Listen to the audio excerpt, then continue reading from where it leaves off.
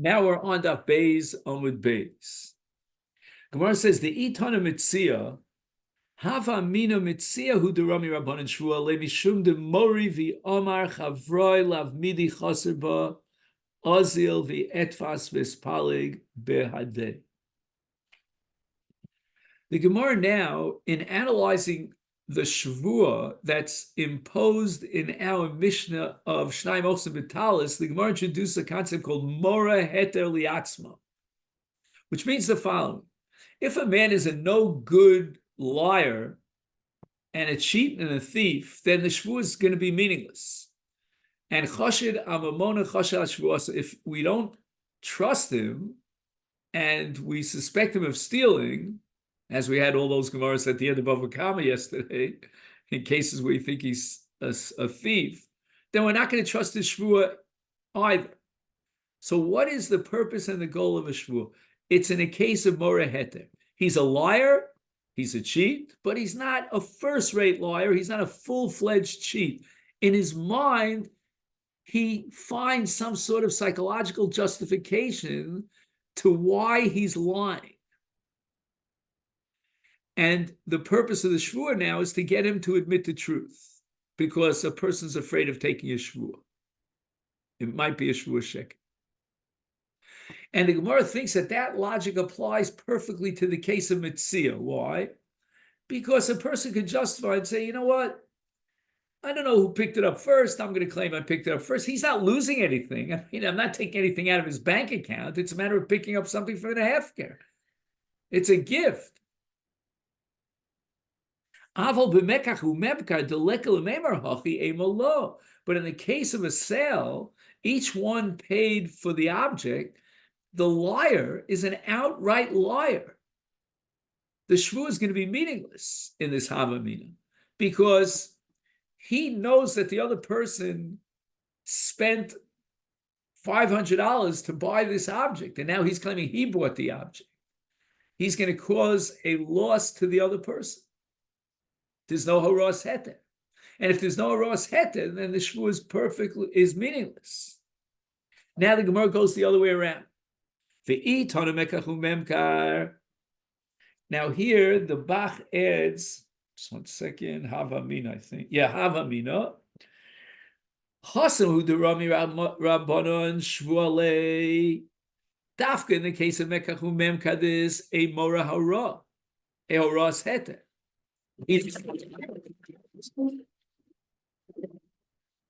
Sorry.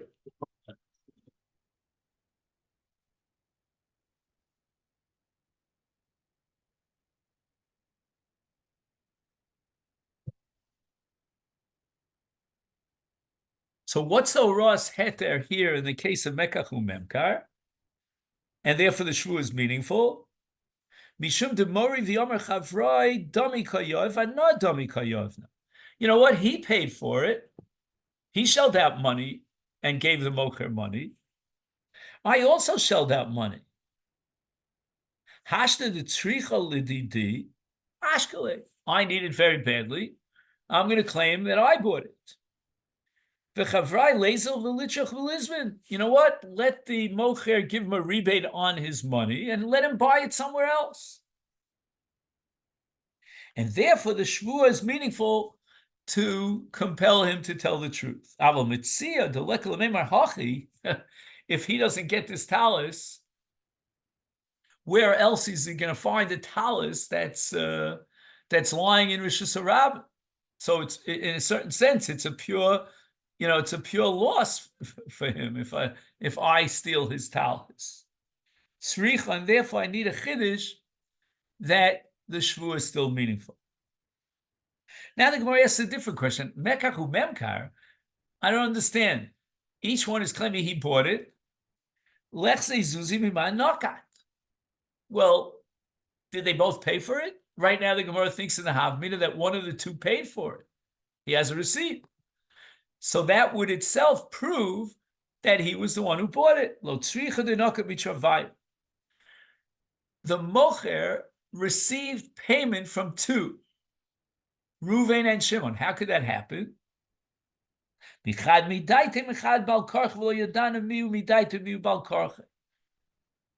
He accepted money from one of the two, Lamazug and Ruvain, and Shimon was so eager to buy the object that he shoved the money down his throat, down the mocher's throat, and now the mocher is confused. He doesn't remember which one was the one that he had das makna, he agreed to sell it to him, and which one he had no das makna, he was forced. Now, Rashi has a whole discussion here, which Tosfos picks up on, that the mocher himself in this case would be believed if he would remember which one of them paid him and he accepted the money willingly. And this has to do with a special ne'emanus called biyado, which means that a person is believed if he himself has the ability to implement it. So he could have given it to whoever he chose.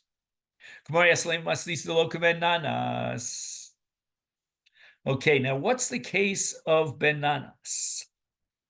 If you take a look at Rashi, Delo ki Ben Nanas, Rashi quotes a Gemara in Shavuos, which is called Chenvani al Pinkasa. So this Chenvani is hired by the Balabas to pay wages, to pay the Polim. And the Polim claim that they did not get paid. The Chenvani, on the other hand, claims that he actually paid them.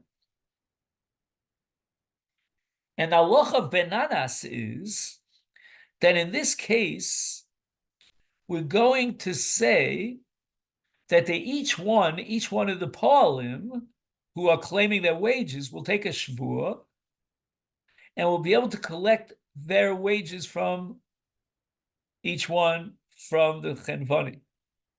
Now, the Chenvani, again, is only an agent, a representative of the Balabayis.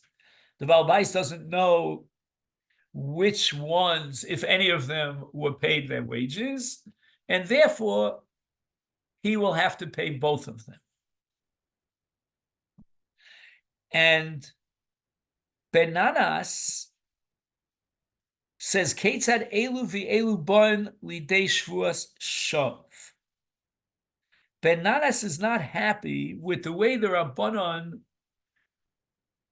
orchestrated the din in this case of Chenvani al Pinkasa, because Ben Nanas understands that Beis Din will now be imposing a shvua sheker if we assume that one of them was paid and the other wasn't.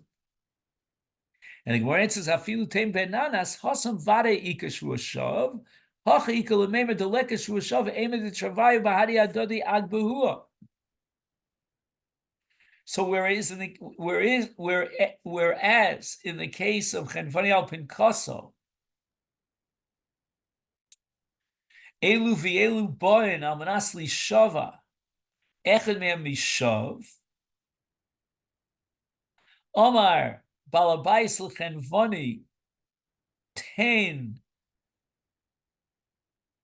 libni chitin bedinar v'ola l'shalim or l'polim b'sela mos anichayim b'scharam v'ola l'itein sela hu omer nasati v'hu omer lo natalti. So Rashi understands that the Chenvani actually shelled out according to his claim, and he paid, and now he wants to get reimbursed. And the Poel says, I never got paid. So each one of the two has a claim against the Balabayas.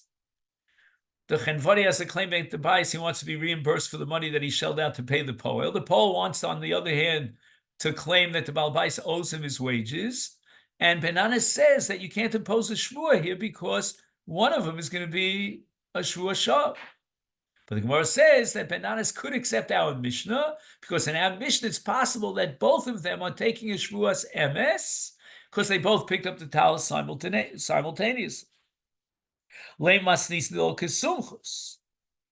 so Sumchus' case is a shoshanogach sapar v'nimtza ubra betzida. So we don't know whether the Vlad was destroyed by the Negicha, and therefore the Nizak would claim damages for the Vlad, or maybe no, maybe the Vlad died even before the Hezek. And as we'll soon see, that's called Drora de Mamon. But be that as it may, Sumchus of the opinion in that case, Yachloku, below Shvuah. The Ikis Sumchus, over moment of Mutu B'Savik Cholkim below Shvuah. Frekti Gemara V'amai Ve'amai Rabbanon. So the Rabbanon rejected Sumchus, and therefore the Mazik is going to lose because he doesn't have any proof that the Nizak was responsible for the death of the Vlad. And we apply the principle of Motzi Mechavel of Araya.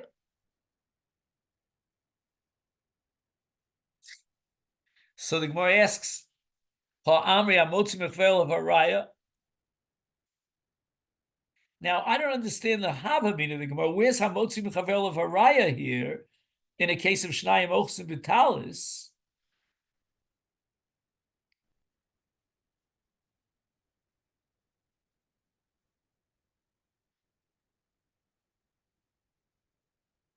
But in any event, the Gemara rejects it. The Gemara says, "Hi, my." So in the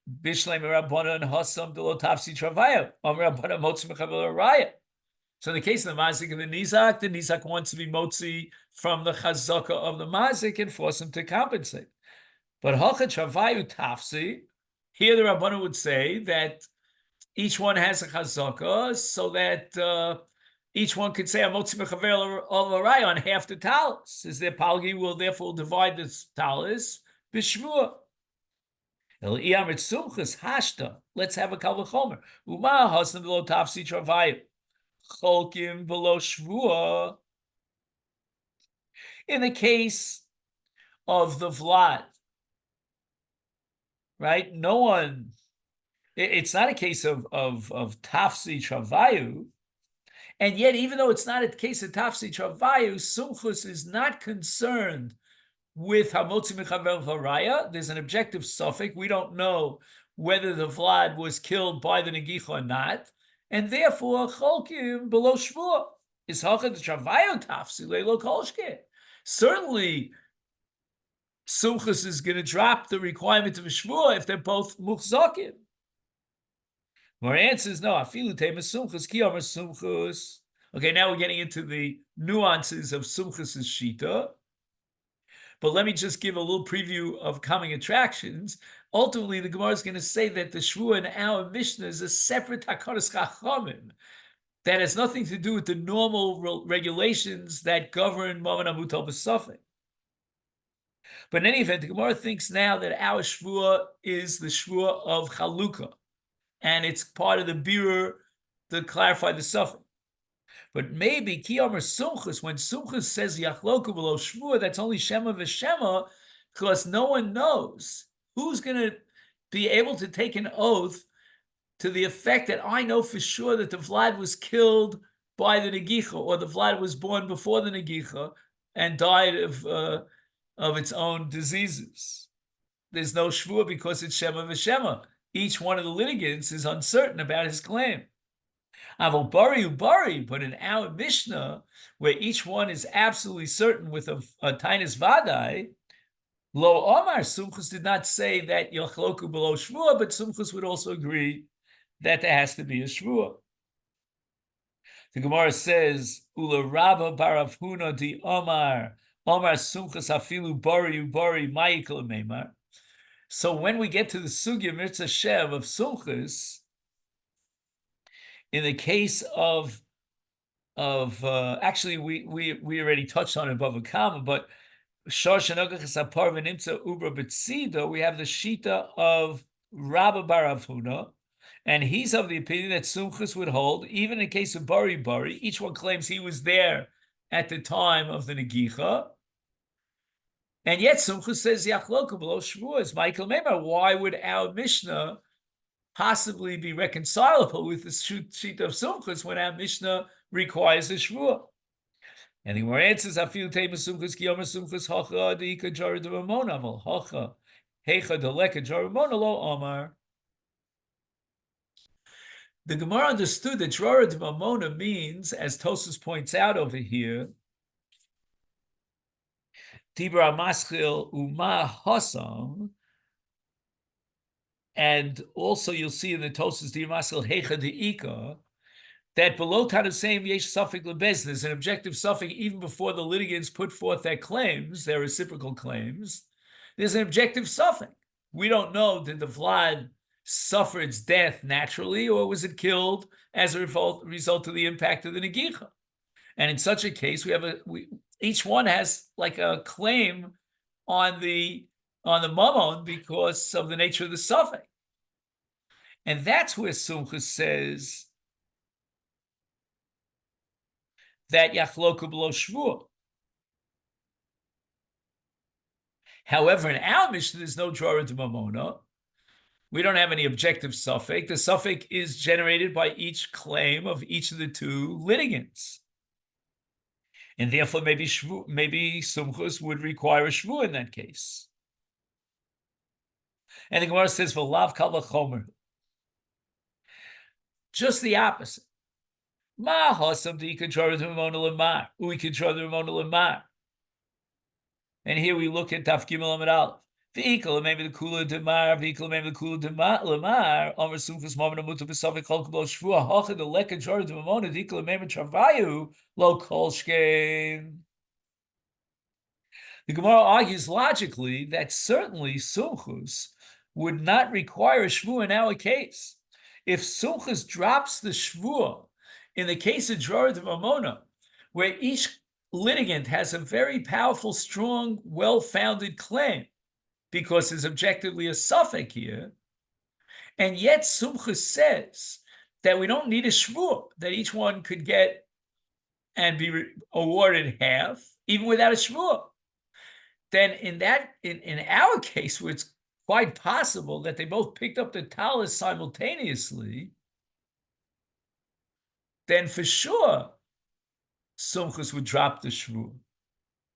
And the Gemara answers, and this will conclude the daf for today. Afilu tema Sumchus shvu zu mirabbanani kid Rabbi Yochanan dam Rabbi Yochanan shvu zu takanos chachamimi shelo yeh kol echad ve'echad holech v'tokev taliso shalver mashalihu. Period. And then we get to Mona Shlishi.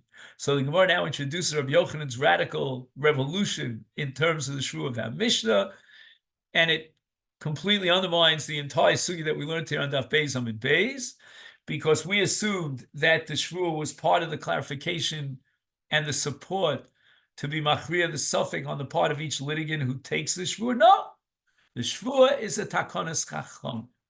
The Rabbanan were afraid that somebody would grab hold of another person's garment and claim it's his.